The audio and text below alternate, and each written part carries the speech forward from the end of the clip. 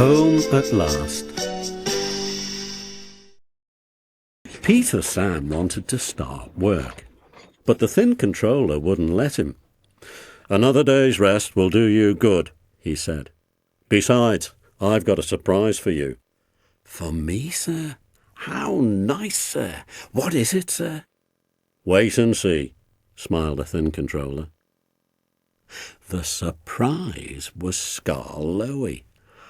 "Oh," said Peter Sam, "I'm glad you've come home." They lit Skarloey's fire and he sizzled happily. "I feel all excited," he said, "just like a young engine. I'm longing to pull my dear old coaches again. Are they running nicely?" "Yes, they're running well," Peter Sam answered. "But we have 5 other coaches now." Skarloey was interested. "Oh," he said, "tell me about them." "Cora is a guards van. She isn't as big as Beatrice, and she hasn't a ticket window, but I like her best. She was my guards van in the old days. Ada, Jane and Mabel are plain. They have no roofs.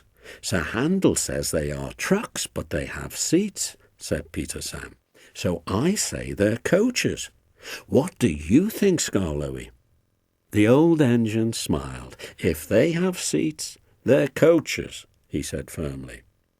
"Sir Handel likes Gertrude and Millicent best," Peter Sam went on.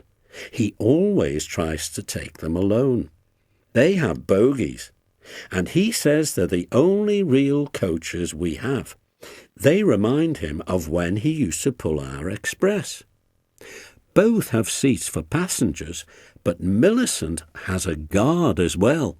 He sells tickets and travels in a tiny cupboard place. I don't like that," he remarked earnestly. "Guards are very important. They need vans. They shouldn't be put into cupboards." Skarloey said nothing, so Peter Sam continued. "Did Rusty help you off your truck?" "Yes, he says he's come to mend a line and do odd jobs." "I like him," smiled Skarloey. "So do I."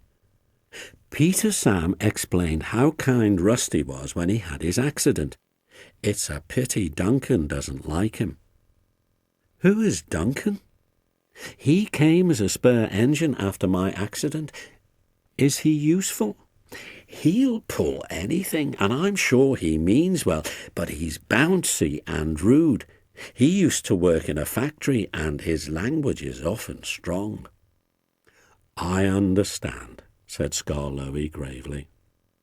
Just then the telephone rang, and Skarloey's driver and fireman climbed into his cab. "Come on, old boy," they said. "Duncan is stuck in the tunnel, and we'll have to get him out."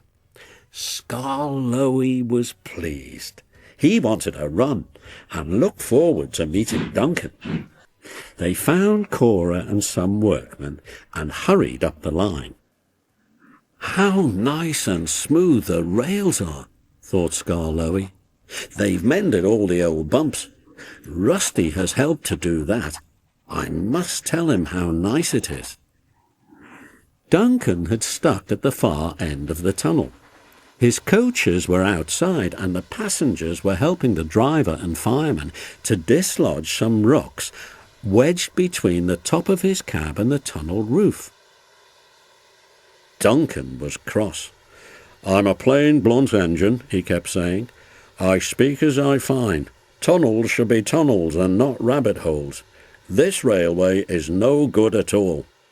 "Don't be silly," snapped his driver. "This tunnel is quite big enough for engines who don't want to rock and roll."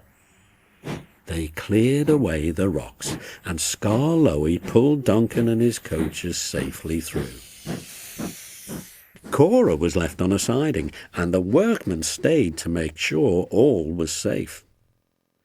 Duncan grumbled all the way home, but Skarloey paid no attention. The thin controller was waiting for them. "Listen to me, Duncan," he said. "There is nothing wrong with that tunnel. You stuck because you tried to do rock and roll. If it happens again, I'll cut down your cab and your funnel too." Duncan, abashed, was neither plain nor blunt for a whole evening.